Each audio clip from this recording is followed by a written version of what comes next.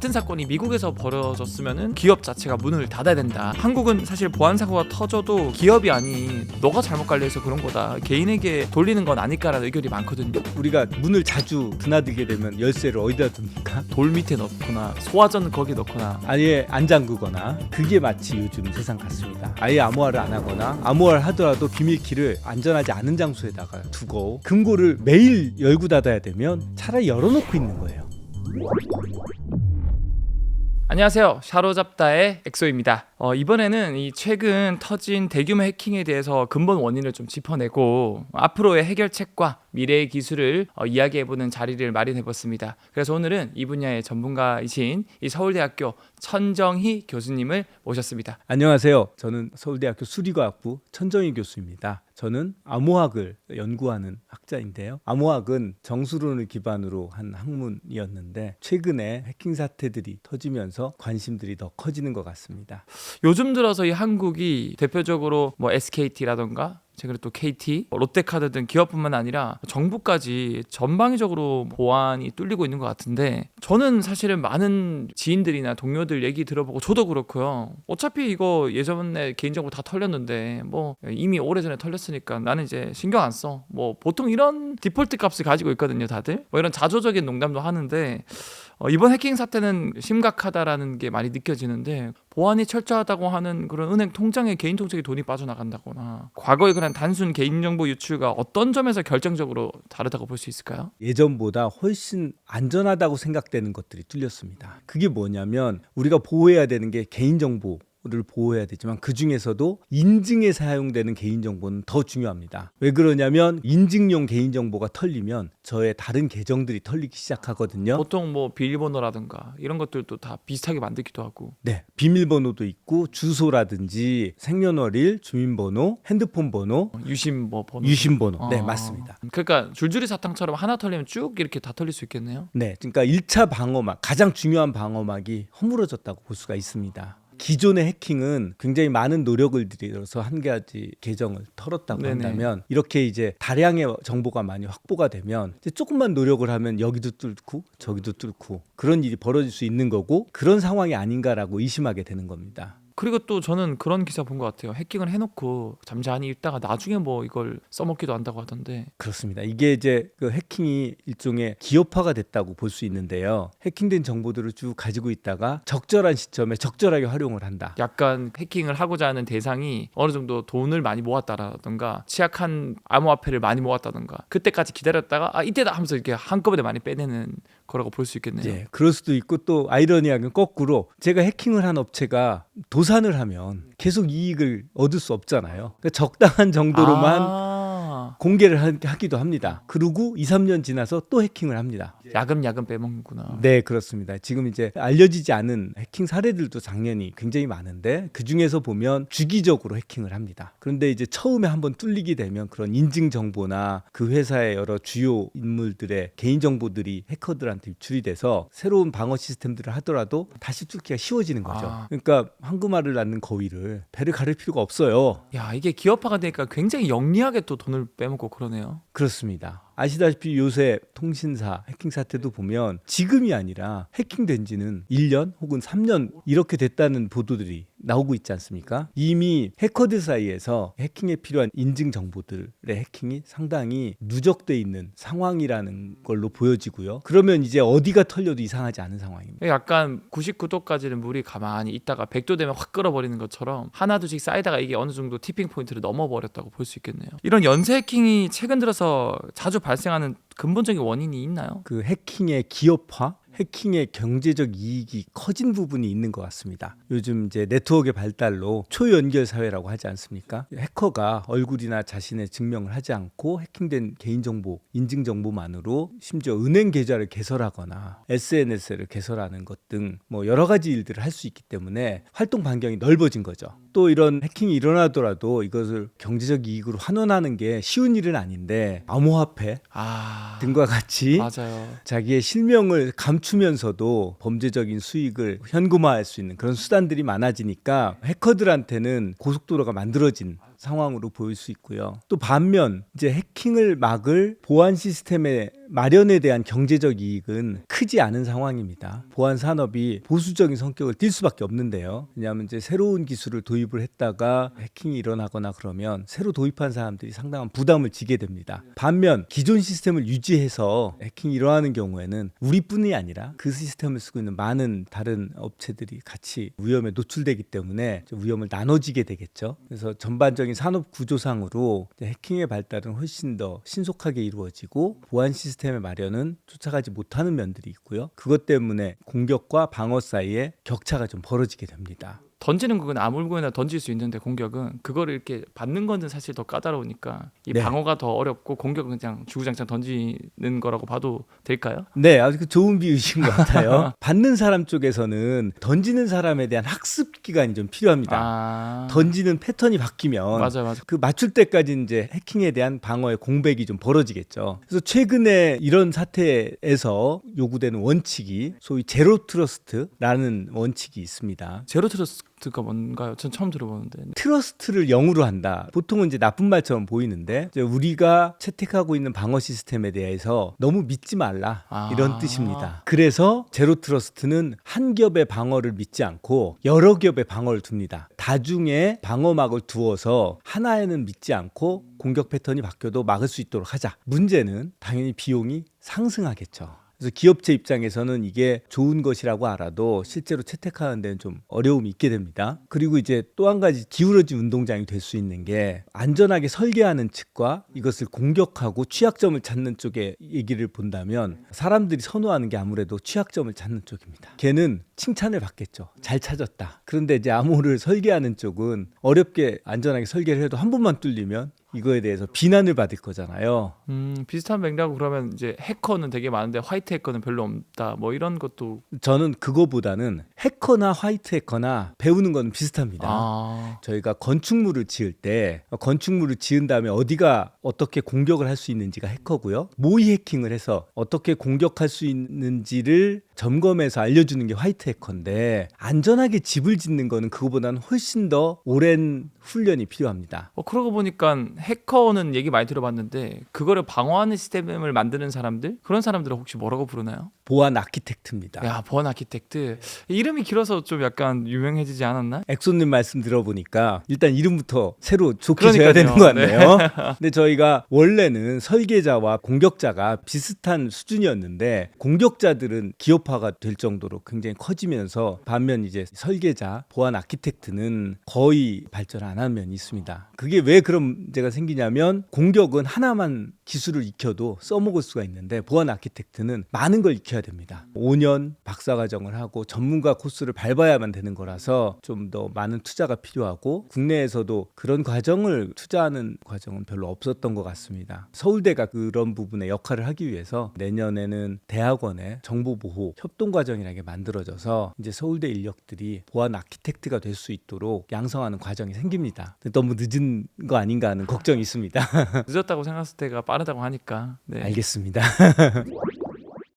제가 또 댓글들을 읽어보면은 이런 사건이 같은 사건이 미국에서 벌어졌으면은 기업 자체가 문을 닫아야 된다. 그 정도로 심각한 사건이다. 이런 글들도 많이 봤거든요. 한국은 사실 보안 사고가 터져도 기업이 큰 책임을 지지 않는다는 지적들이 많은 것 같은데 정작 개인은 공인인증서, 뭐 공동인증서, 금융인증서 예전에 뭐 액티브엑스 깔고 엄청 많이 했던 걸 기억이 나거든요. 이런 구조가 결국 이 보안의 책임을 기업이 아닌 너가 잘못 관리해서 그런 거다. 개인에게 돌리는 건 아닐까라는 의견이 많거든요. 교수님께서는 또 어떻게 생각하시나요? 네, 저도 개인으로서 볼 때 그런 점들이 좀 있는 것 같습니다. 그렇지만 이제 최근에는 많이 개선을 하기 위해서 과징금의 규모도 커지고 기업에 대한 책임을 강화하는 추세라고는 볼 수 있는데요. 말씀하셨다시피 미국에 비해서 보면 우리는 실질적으로 보안에 어느 정도 노력을 했는지 보다는 제도 준수 여부가 우선이 되었던 것은 사실입니다. 즉 기존에는 정부에서 어떤 가이드라인을 정하고 그 가이드라인을 충족을 하면 일종의 해킹을 당해도 너의 책임은 아니다. 라고 해주는 측면이 있었거든요. 약간 어떻게든 방어 우선주의가 아니라 법적으로만 지키자, 딱 최소한만 지키자 그런 식으로 갔나 보네요. 문제는 지금처럼 공격 기술이 급속도로 발달하고 방어 기술도 그에 맞춰서 따라갈 때에는 제 돈 훨씬 더 멀리 있게 되는 거죠. 그런 것들을 어떻게 보면 정부에서 결국 어떻게든 해킹이 안 되게끔 하게끔 제도를 개선하거나 과징금을 더 많이 주거나 그런 식으로 좀 바뀌어야 되겠네요. 네, 그런 방향으로 바뀌어야 되고 또 어느 정도 움직이는 건 사실인데 조금 아쉬운 점은 어쨌든 이건 굉장히 전문성이 필요한 영역이라서 심지어 정책과 법 제도를 만드는 분들한테도 이 보안과 암호에 대한 이해가 좀 필요한 시점이 아닌가 싶습니다. 방어 기술은 크게 보면 세 가지 정도로 나눌 수가 있습니다. 네트워크 보안, 시스템 보안, 데이터 보안 이렇게 얘기할 수 있는데요. 물리적인 거랑 비교해서 보면 네트워크 보안은 이제 집에 들어오는 입구를 통제하고 경비원을 세우거나 순찰을 도는 겁니다. 그러니까 집 안으로 못 들어오게 하는 외곽 방어죠. 두 번째 시스템 보안이라는 것은 집을 안전하게 지어서 집을 뚫기가 어렵게 만드는 방어해야 될 곳이 훨씬 적어지는 거고요. 데이터 보안이라는 것은 그 안으로 들어오더라도 그 안에 금고 같은 게 있어서 중요한 물건은 못 가져가게 그렇게 하는 거라서 아까 이제 세 기업의 보안을 다 중요시해서 중요한 데이터는 금고 안에 넣어놓고 저희가 가지고 있는 컴퓨터 시스템은 시스템 보안으로 하고 그 다음에 이제 네트워크를 네트워크 보안으로 하는 건데 저희가 보통 하는 이제 화이트 해커나 모의 해킹 같은 거는 사실은 네트워크 보안을 위주로 하는 거고 일부 시스템 보안을 체크하는 거지 데이터 보안을 체크하는 건 아니거든요. 그래서 이제 최근에 해킹 사태에서도 암호화를 왜 쓰지 않았느냐 이런 게 이슈가 된 적이 있는데 사실 어느 정도는 또 이유가 있습니다. 왜냐하면 이 세 가지 분야에 대해서 인력들이 고르게 있는 게 아니라 어떤 분야는 인력들이 많고 산업도 많은데 어떤 분야는 그렇지 않거든요. 실은 이제 뭐 네트워크 보안에는 굉장히 많은 분들이 화이트 해커 그러면 굉장히 많은 분들이 있겠죠. 그러면 시스템 보안은 어때요? 라고 하면 그렇게 많은 분들이 그렇게 떠오르지가 않을 거고요. 그게 왜 그렇게 편중 현상이 생기는 건가요? 그러니까 인력 구조상으로 이 네트워크 보안은 더 많은 인력들이 필요하다 보니까 점점 더 발달을 하고 시스템 보안이나 데이터 보안은 오랜 시간을 투자해야 되기 때문에 기업체에서 투자하기 어려운 면이 있습니다. 예를 들어서 그러면 뭐 금고나 아니면은 건축을 튼튼하게 하기보다는 그냥 아예 첫 현관문만 튼튼하게 만들자, 이걸로 아예 못 들어오게 만들자 이런 전략으로 했는데 그게 뚫려버리니까 뒤쪽까지 그냥 대비가 안 됐을 때 그냥 훅 다 뚫려버리는 거라고 볼 수 있겠네요. 예, 그 엑소님 그 통찰력이 굉장히 좋으신데요. 실제로 어떤 일이 일어났냐면 정부에서는 안전성을 강화하기 위해서 망분리라는 정책을 도입했습니다. 이게 영어로 하면 이제 에어갭 이렇게 부르는데요. 망분리는 뭐냐면 해자를 만들어서 성과 바깥을 완전히 분리한 겁니다. 그래서 일부 데이터만 다리처럼 오고 갈 수 있고 아예 끊어놔서 상당히 안전했죠. 그런데 그게 영원히 안전하진 않거든요. 수단들이 생깁니다. 근데 수단들이 생기고 나니까 그 안에 들어오면 모든 것들이 노다지네요. 그렇습니다. 그러니까 오히려 그런 망분리 정책이 없었을 때에는 스스로 자구책으로 시스템 보안, 성을 안전하게 짓고 데이터 보안, 금고도 넣고 그랬는데 그냥 모든 것들이 방어 없이 너무 취약하게 노출되어 있는 상황으로 왔습니다. 이 SKT나 KT, 롯데카드 때 실제로 벌어진 피해 혹은 또 가능한 피해 시나리오는 뭐가 있는지 궁금하거든요. 신용카드 당연히 쓰고 스마트폰 안 쓴 사람 없잖아요. 디지털 세계와 나의 자산이 연결되는 경우가 많은데 개인정보 유출 실제 피해가 어떤 경로로 이어질 수 있는지 말씀해 주시면 감사할 것 같아요. 뭐 크게 한 세 가지 정도로 분류를 해보겠습니다. 1차적으로는 전통적인 피해, 즉 금전적인 피해라든지 피싱을 통해서 혹은 통장에 있는 돈을 인출해 간다든지 이런 피해들이 있을 건데요. 최근에는 이제 두 번째 피해도 큽니다. 두 번째는 저의 정보를 이용해서 새로운 계정을 생성하거나 어떤 사이트에 가입하거나 심지어 이제 핸드폰에 가입을 해서 대출을 땡기고 핸드폰으로 뭐 돈을 막 쓰고 이런 일들이 일어나는 게 예전에 비해서 요즘 많아진 일이고요. 또 세 번째 유형으로 보면 SNS를 통한 피해도 꽤 있을 수 있습니다. 맞아요. 이게 뭐냐면 트위터를 X를 탈취한 뒤에 지인들한테 싫어할 수 있는 여러 가지 이상한 사진이라든지 불명예스러운 메시지를 보내면 심지어 이제 지인들이 이게 탈취된 거라는 걸 알아도 짜증나잖아요.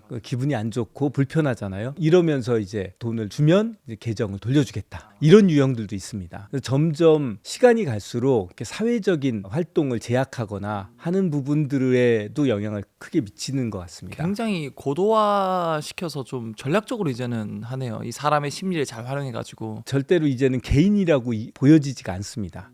다음 주제로 이 국가나 기업은 근본적으로 어떻게 이런 해킹을 통한 방어하는 보안 문제를 해결해야 할까에 대한 이야기를 나누고 싶은데, 이번 해킹에 대해 단순 범죄를 넘어서 이 국가 단위 공격이란 말도 있어요. 만일 이게 아니라고 해도 국가적 취약점은 될 수 있어 보이는데 해결책이 있을까요? 시장의 자율적인 대응에만 맡기기는 어려운 측면이 있습니다. 아까 말씀드렸듯이 공격 기술이 발달하는 것과 방어 기술이 발달하는 건 시차가 좀 있게 되고요. 또 경제적 인센티브가 좀 다릅니다. 그 격차를 메꿔주는 게 국가의 역할일 것 같고요. 그래서 국가에서는 방어 시스템을 마련하는 데 대한 경제적 인센티브를 줄 필요가 있는 것 같습니다. 쉽게 생각을 하면 기업이나 기관의 리더들 입장에서 보면 사실 어떤 경우에는 이런 얘기들도 합니다. 너무 보안 시스템을 크게 투자를 하면 이게 배임이 될 수도 있다. 왜냐하면 위험하다는 게 증명되는 게 아닌데. 맞아요. 언제 터질지도 모르고 안 터질 수도 있으니까. 네. 그런데 과도하게 왜 보안 시스템을 쓰느냐. 주주들이 반발을 할 수도 있다는 얘기인데요. 그래서 경제 구성원 입장에서는 정부의 어떤 개입이 없으면 자연스레 방어 시스템에는 적게 돈을 들이게 되는 게 자연스러운 상황이고요. 그래서 강제적으로 어떤 제도적으로 국가에서 보안 시스템을 마련하는 것에 대한 동기부여, 경제적 유인책이 좀 되는 게 좋을 것 같고요. 또 한편 그런 인력에 대해서도 비대칭성이 유지가 됩니다. 인력 입장에서도 보안 아키텍처를 만들려고 한다면 5년 굉장히 오랜 시간 여러 가지를 공부해야 되고 어려운데도 그 뒤에 미래가 불투명할 수 있으니까 사실은 지금 보안 아키텍트가 뭔가를 만들어 놨다고 하더라도 해킹이 왔을 때 그거를 막아내면 그게 성과잖아요. 실제로는 막았어도 모르는 거죠. 이거 보니까 계속 안전해요. 계속 아무 일이 없어요. 그러면 얘 뭐 한 거야? 라는 얘기가 나올 수 있습니다. 그러니까 우리 지금 킥이 막 수백 번의 시도가 됐는데 너무 잘 만들어놔서 뚫리지 않아서 그럼 그 사람 엄청 대단한 보안 아키텍터인데 우리는 표면적으로는 아무 변화가 없으니까 돈 낭비 아니냐라고 뭐 배임이라는 얘기까지 나올 수 있을 것 같네요, 진짜로. 이제 그러니까 이제 그런 부분도 인적 양성에 대해서 인센티브가 좀 필요합니다. 제가 최근에 이제 이런 해킹 사태 때문에 이제 여러 회사들을 만나 보면 이제는 설계에 대한 전문가가 정말 드물다는 걸 알게 됐습니다. 예를 들면 굉장히 큰 회사인데도 암호학 전문가가 몇 분입니까? 없습니다. 오히려 예전에는 조금 알던 분들도 이제는 뭐 해킹이나 다른 쪽으로 오히려 전직을 하거나 분야를 바꾸고 설계 기술에 대해서 전문성을 가지는 분들은 더 적어지는 거니까 그러니까 이분들이 지금 찾으려고 해도 못 찾겠다고 하소연을 하십니다. 예를 들어서 기업체에서요 믿고 이런 네트워크 보안 시스템을 도입을 했어요. 많은 돈을 주고. 근데 뚫려버리면 네트워크 보안 시스템을 제공한 기업한테 손해배상금을 막 청구하기도 하나요? 이거 흥미로운 질문인데요. 아닙니다. 그러니까 이게 처음부터 네트워크 보안은 뚫린다는 가정을 하거든요. 전문가들도 얘기하지 않고 그러다 보니까 최선을 다해서 막는다. 최선을 다해 막지만 뚫릴 수 있기 때문에 우리가 100% 보장을 못한다. 그렇습니다. 왜냐하면 이제 문이 있고 문에 드나드는데 어떤 사람이 드나든다는 건 분명하거든요. 근데 시스템 보안은 이건 안 들어와야 되는 걸로 들어왔다라는 생각이라 조금 더 무겁게 책임을 느끼게 되고요. 데이터 보안에 대해서는 더 검사 기준이 엄격합니다. 이게 왜 뚫렸어? 금고인데 뚫리면 안 되는 거 아니야? 이러다 보니까 그런 면에서도 네트워크 보안이 좀 더 산업화에 용이한 부분이 있습니다. 교수님께서는 그럼 데이터 보안 쪽이 저는 이제 관심 있는 분야가 암호학은 이제 데이터 보안의 핵심 기술입니다. 교수님 같은 분이 약간 인센티브를 많이 받아야 될 것 같은데. 감사합니다. 네. 교수님께서는 왜 그러면은 왜 굳이 그런 어려운 데이터 보안 쪽으로 가셨어요? 재미있어서요.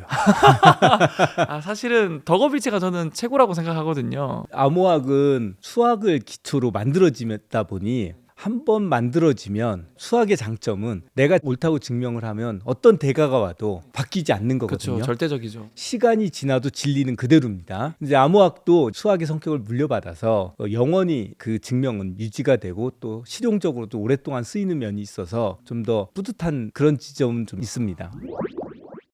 1년의 해킹 사태를 보면서 조금 더 넓게 생각을 해서 사회 구조적으로 왜 이런 문제들이 점점 커지고 어떻게 해야 줄어들지 좀 생각을 해봤습니다. 우리가 요즘 도둑이나 소매치기에 대한 걱정을 별로 안 하지 않습니까? 거의 안 하죠 이제는. 네. 과연 우리가 도둑에 대해서 대응을 굉장히 잘해서 그러고 있는 거냐 개인적으로 저는 아예 시스템적으로 바뀐 거라고 생각합니다. 맞아요. 자, 소매치기 입장에서는 열심히 지갑을 가져가도 현금이 없죠. 현금이 없습니다. 맞아요. 요즘에는 또 신용카드 안 쓰고 다 스마트폰으로 이제 지문으로 해야만 이게 열리기도 하고. 그렇죠. 그걸 가져가도 물론 열심히 하면 뭔가 얻을 수 있지만 훨씬 어려워진 거죠. 해킹을 대응하기 위해서 화이트 해커를 양성을 해서 모의 해킹을 하거나 굉장히 좋은 대응책입니다만 근본적인 해결책은 되게 어려울 거라고 생각을 하고요. 결국 그 사례에서 역사에서 보면 해킹의 이익을 줄이는 것이 가장 중요한 대응 방식이 아닐까 생각합니다. 그러면 이제 그게 뭐냐면 데이터를 가져가는 것은 막지 못해도 가져가서 활용하는 것은 막는 것은 어떨까? 저희가 생각하는 게 암호 기술입니다. 데이터를 암호화해 놓으면 해커가 들어와서 가져가더라도 이를 활용할 수 없는 거죠. 뭘 의미하는 건지 알 수가 없으니까. 그렇습니다. 지금 시간이 지나면 지날수록 이 보안과 암호가 점점 중요해지고 문제가 되는 세상인 것 같은데 우리가 일상적으로 사용하는 이 암호 체계 원리는 무엇이고 어떤 행위가 있을지 궁금하거든요. 암호는 물리적으로 비유를 하면 그 금고와 똑같습니다.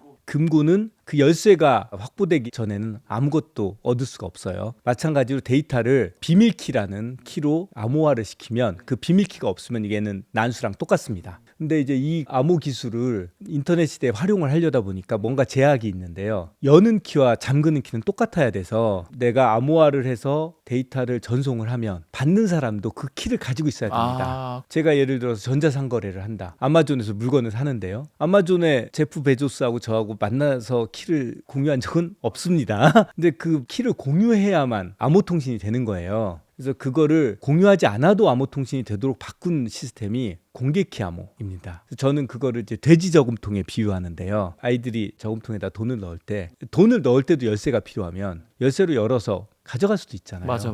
그래서 돼지 저금통을 만들면 열쇠 없이도 돈을 넣을 수 있도록 위에 구멍만 냈죠. 네. 그리고 마찬가지로 암호화, 금고에 집어넣는 행위가 암호화인데 암호화는 비밀키가 없이 또 할 수 있도록 만든 게 공개키 암호 시스템입니다. 이런 암호 시스템들은 그거에 해당되는 수학 문제가 깨지기 전에는 안전성을 보장할 수 있습니다. 그렇다면 교수님, 이렇게 해킹이 반복되는 게 기술 자체의 문제일까 아니면 운영의 문제일까요? 사실 이제 복합적이라고 볼 수 있는데요. 기술도 충분히 편리하지 않았던 문제가 있는 것 같습니다. 암호화의 경우로 보면 기술의 안전성은 높지만 불편한 점들이 있었어요. 그 이유는 이제 암호화를 하고 나면 아무런 일도 할 수 없으니까 불편합니다. 복화를 해야만 일을 할 수 있으니까. 복화가 다시 이거를 다시 내가 원하는 글자로 나오게끔 풀이를 하는 거죠. 네. 그러면 이제 우리가 문을 자주 드나들게 되면 열쇠를 어디다 둡니까? 그냥 보통 돌 밑에 넣거나 소화전 거기 넣거나 아예 안 잠그거나 금고를 매일 열고 닫아야 되면 차라리 열어놓고 있는 거예요. 그게 마치 요즘 세상 같습니다. 암호도 아예 암호화를 안 하거나 암호화를 하더라도 비밀키를 웹서버나 이런 안전하지 않은 장소에다가 두고 그러다 보면 해커가 키를 찾아서 제 암호화를 푸는 이런 일들이 벌어졌던 거고요. 예전에는 제가 보호해야 될 때가 아주 소수기 때문에 그것만큼 딱 잠궈 놓자 암호화를 했습니다. 그런데 지금은 데이터도 많아졌고 보호할 게 많아지니까 아예 암호화를 예전보다 덜 쓰게 됐습니다. 그러니까 암호는 정말 안전한 기술인데 암호같이 현재 해킹 같은 것들을 막아주지 못하는 면들이 있는 것 같습니다. 교수님께서 동형 암호를 또 연구하신다고 저는 들었거든요. 이 동형 암호는 기존 암호와 무엇이 다르고 얼마나 혁신적인가,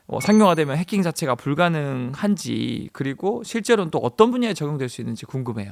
자, 아까 암호가 매우 안전한데 불편한 기술이라고 말씀을 드렸잖아요. 맞아요. 다시 복화하는 것도 귀찮고. 네. 그런데 그것을 암호 기술을 처음 초기에 연구하던 연구자들은 그 시점에 이미 암호가 이런 성질을 만족해야 된다라고 만든 것이 있습니다. 그게 뭐냐면 암호를 풀면 방어력이 없어지니까 암호를 풀지 않고 계산을 하면 어떨까? 자, 이런 생각을 해보죠. 제가 100기가의 이메일이 있는데 이것은 개인정보도 요즘 많이 담겨 있고요. 암호화해 놓는 게 좋은 방법이죠. 암호화를 해놓아요. 뭐가 문제냐? 제가 전에 기자랑 인터뷰를 했던 걸 찾아보겠다. 그러면 검색을 해야 될 게 있지 않습니까? 100기가를 다 디크립트를 먼저, 복호화를 먼저 해야 됩니다. 그러면 100기가를 다 열어보고 그 중에서 고르면 이미 해커는 그걸 가져갈 수 있다는 거죠. 맞아요. 거기서 바람직한 상황은 제가 언론 인터뷰 라는 키워드를 치면 언론 인터뷰에 관련된 이메일들을 쭉 찾아주고 걔만 디크립트를 해서 그 중에 내용을 보면 더 안전하겠죠. 그래서 이제 동형 암호를 이용을 하면 암호화된 데이터를 복호하지 않고 내가 원하는 데이터만 골라올 수 있고 또 그걸 처리를 해서 통계를 처리를 한다든지 머신러닝을 한다든지 심지어 최근에 LLM 같은 것도 엔드투엔드로 할 수가 있게 됩니다. 우와. 이런 기능을 수행하는 것을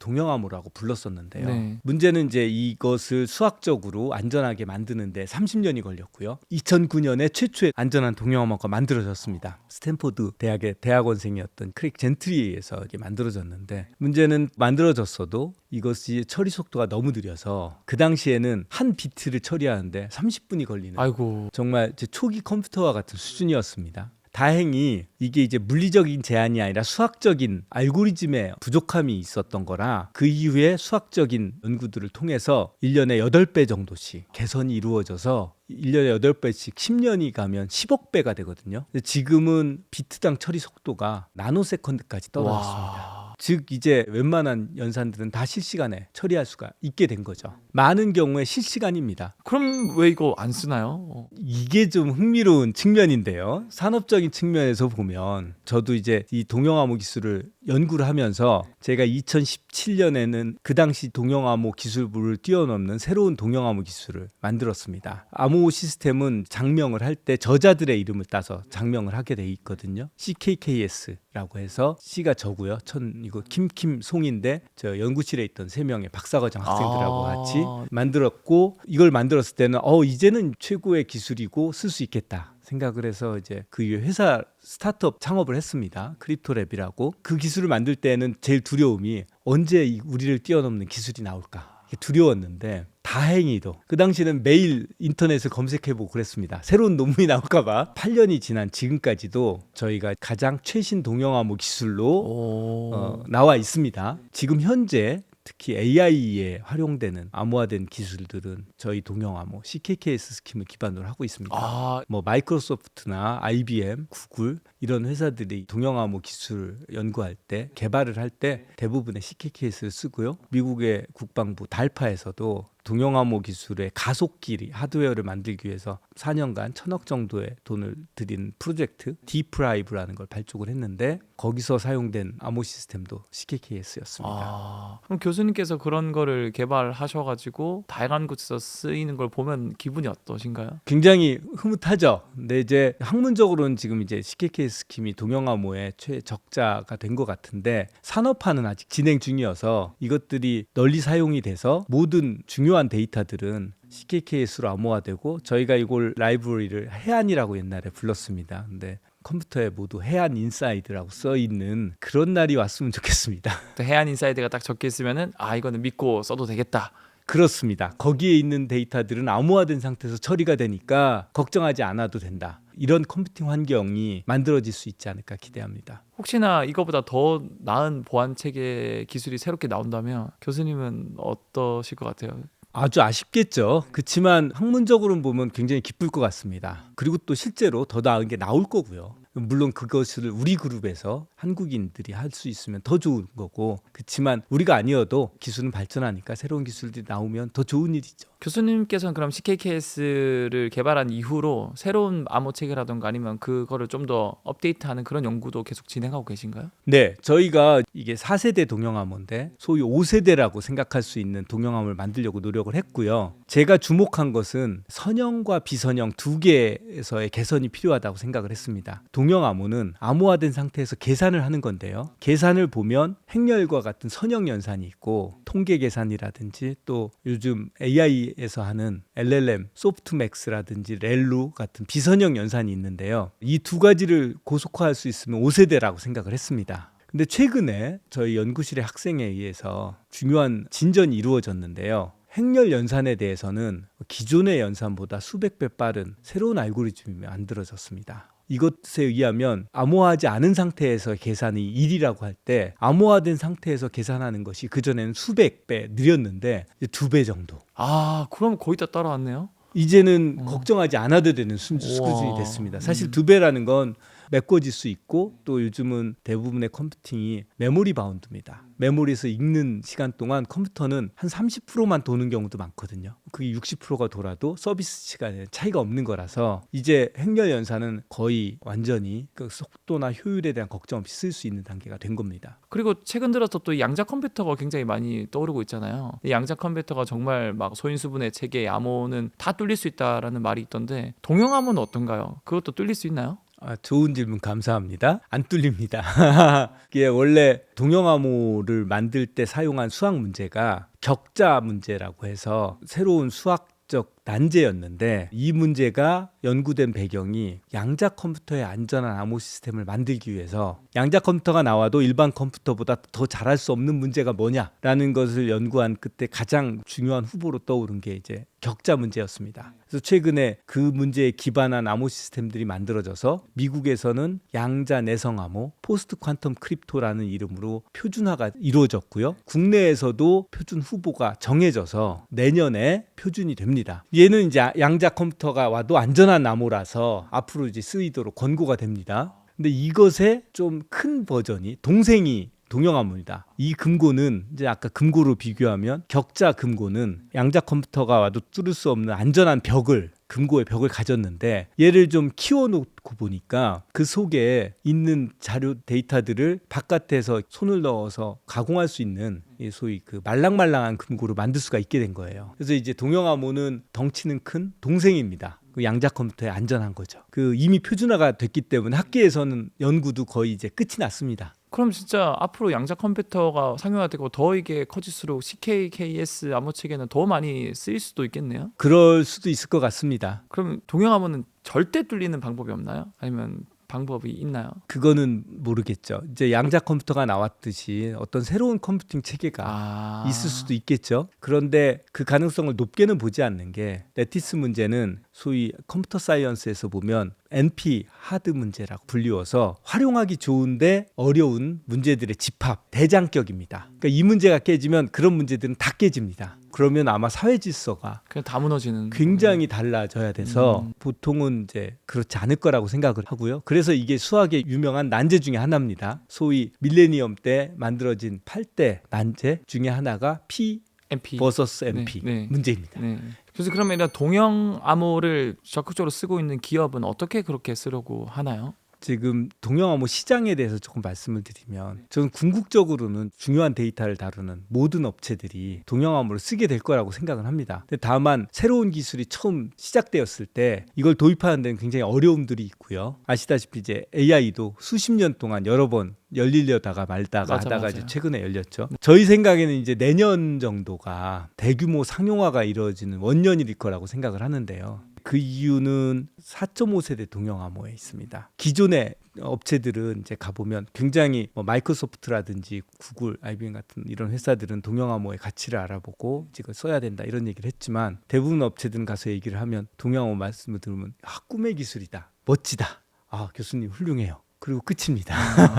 저희는 근데 뭐 하고 있는 게 있어가지고. 네네, 이게 아직 와닿지 않는 거예요. 근데 최근에 이제 아까 4.5세대 동영암호라고 말씀드린 것은 암호화된 상태에서 데이터를 검색하거나 조회할 수 있는 기술이고 속도 차이는 이제 거의 없습니다. 그리고 기존 시스템을 바꾸지 않고 편리하게 쓸 수 있습니다. 그러니까 그러면 이제 데이터 사이즈는 얼마나 늘어나나요? 그 다음에 프로그램을 어떻게 얻을 수 있나요? 조금 더 질문들이 오더라고요. 이게 이제 산업화가 되려는 순간이구나. 전 이런 느낌들을 좀 받게 됐고요. 어디에서 쓰이게 될 거냐라고 제가 예측을 하면 이렇게 모든 데이터에 쓰면 좋지만 어쨌든 모든 거 비용이거든요. 보안도. 아까처럼 인증 정보, 가장 핵심적인 정보들 먼저 암호화가 쓰이지 않을까. 지금은 암호화를 하더라도 메모리에 올라올 때 이걸 다 풀어서 그러니까 실질적으로는 뭐 DB가 막 다 올라오는 경우도 있습니다. 메모리 안에서도 암호화된 상태로 있으면서 연산이 되는 이런 것들이 지금 기업들이 좀 더 관심을 가지는 것 같고요.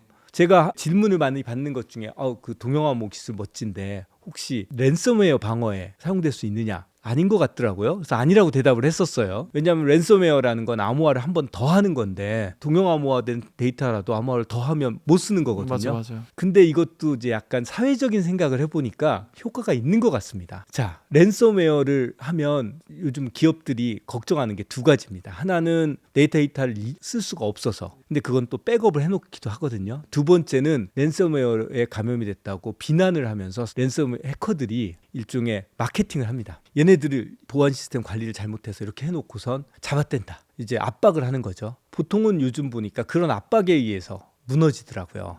자, 원래 데이터가 암호화되면 어떤 일이 일어날까요? 동영암으로 써놓으면 그러면 이제 해커가 이것 봐라, 니네 보안 시스템 잘못해서 이렇게 데이터가 나가지 않느냐. 그래서 가져갔는데 뭘 할 수 있어요? 아무것도 못하죠. 아무것도 할 수 없어요. 그러면 확 이제 관심이 줄을 거고요. 그러면 랜섬웨어 조직 입장에서는 여기 하지 다른 데도 건들지 말자. 많은데 얘네하고 하지 말자. 하지 않을까. 간접적으로 이게 또 효과가 클 수 있겠네. 기술적으로 접근하면 랜섬웨어가 안 통하도록 할 수는 없는데 랜섬웨어 조직이 경제적인 이익을 막는 거는 할 수 있지 않을까. 어때, 엑소님 이거 그럴듯한가요? 네, 되게 그렇듯한 것 같네요. 네. 네. 이제 처음 생각해서 처음 말씀드려봤습니다. 이거 이번에는. 이 서울대 샤로잡다에서 처음 이렇게 말씀을 드리는 거라고 맞습니다. 합니다. 네. 그거를 경제적 빈곤에 좀 처하게 하는 게 목표입니다. 씨를 말려 버리겠다. 아, 네. 아니, 이거 잘못하면 해커의 집중 공격이 돼서 아주 위험할 것 같은데요. 네, 마지막 질문 드리겠습니다. 그러면 교수님, 우리가 지금 할 수 있는 보안을 위한 개인적인 실천 팁 이런 것들은 뭐가 있을까요? 기본적으로는 이제 비밀번호 관리를 잘하는 게 제일 중요한데요. 보면은 3개월 뒤에 다시 하기 적혀 있거든요. 그러면 바로 그냥 눌러버리고 귀찮아가지고. 근데 그때 3개월이든 6개월이든 그 버튼 나오면 좀 귀찮더라도 그때 바꿔주는 게 좋다라는 거죠. 저는 조금 다른 측면에서 말씀을 드리겠습니다. 이게 그동안 이제 비밀번호 관리 체계에 대해서 얘기하는 것이 좀 과도하게 개인한테 책임을 부과하는 측면이 있습니다. 실제로 너무 번거로우면 예를 들어서 3개월마다 만들려고 하면 저는 좀 어렵습니다. 맞아, 저도 귀찮아요. 그 계속 바꾸라 그러고 외울 수가 없습니다. 까먹을 것 같고. 네, 맞죠? 그래서 그거는 이제 개인적인 사정에 따라서 조금 다르게 할 수 있는데 꼭 지켜야 되는 것은 등급을 나누는 겁니다. 제가 가진 비밀번호를 사용하는 사이트들을 등급을 나누어서 등급이 다른 데에는 같은 비밀번호를 쓰면 안 됩니다. 가장 등급이 높은 탑시크릿은 뭐냐면 당연히 금융정보, 또 금융계좌 같은 걸 열 수 있는 인증정보, 이메일, 주민번호, 그런 정보들을 암호화할 때는 패스워드는 정말 중요한 걸 사용을 하고요. 그 다음에 직장에 이제 이메일이라든지 일을 할 때 쓸 수 있는 것들이 또 한 가지 클래스가 될 거고, 취미 사이트나 이런 데들은 여러 군데 가입하게 되고 또 관리가 안 되는 회사들도 있거든요. 거기하고는 공유하지 않아야 된다. 그런 게 제일 중요한 것 같습니다. 비밀번호도 다 통일하지 말고 등급을 나눠가지고 진짜 중요한 거는 다른 비밀번호 두고, 그거 많이 노출될 수 있는 그런 것들은 편하게 쓸 수 있는 비밀번호 쓰고, 그러면 또 피해가 최소화되니까. 맞습니다. 네, 알겠습니다. 하여튼 지금 이제 이렇게 해킹이 너무 우위에 있어서 이런 상태로는 사회 질서가 유지되는데 굉장히 어려움이 있는 것 같아요. 빨리 이것을 좀 밸런스를 맞출 수 있는 이제 기술의 등장과 사용이 필요한 거고, 동영하면 그 중에 일익은 담당할 수 있을 것 같습니다. 많은 분들이 이제 이런 얘기들을 들으면 좀 어렵다는 말씀들을 하시더라고요. 그래서 제가 요즘 깨닫게 되는 게 기술만이 아니라 소위 이제 사회적 인식이라고 하는 이런 부분이 사회에서 큰 가치를 가지는구나. 네, 크리에이터 분들이 이제 주제들을 좀 쉽게 풀어주시면 사회적 인식이 확산되고 안전한 세상이 되는데 기여할 것 같아서 저는 엑소님한테도 좀 잘 부탁드립니다. 네, 알겠습니다. 저도 열심히 활동해서 이 동영암호 기술이 굉장히 유익하고 많은 곳에 쓰여야 된다. 쉽게 한번 풀어내도록 노력해 보겠습니다. 네, 감사합니다. 네, 감사합니다. 네.